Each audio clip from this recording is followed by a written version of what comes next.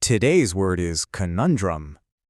You know that feeling, right? When you're just completely stuck between a rock and a hard place, where any choice you make feels like it has a downside? Well, that feeling has a name. And that name is conundrum. It's just a word for a really confusing and difficult problem or question.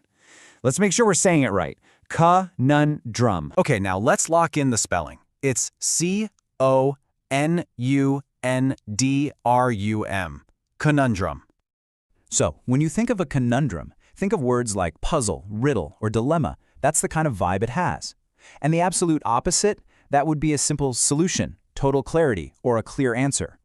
All right, enough with the definitions. Let's talk about a real-life example to see this word in action.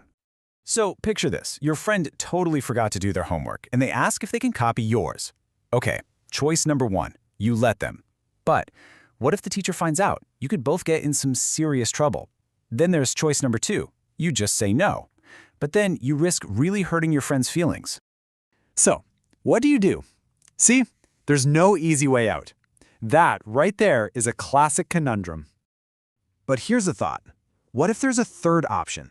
Instead of just giving them the answers, what if you offered to actually help them understand how to do the work? If you do that, your friend actually learns the stuff, which is kind of the whole point, right?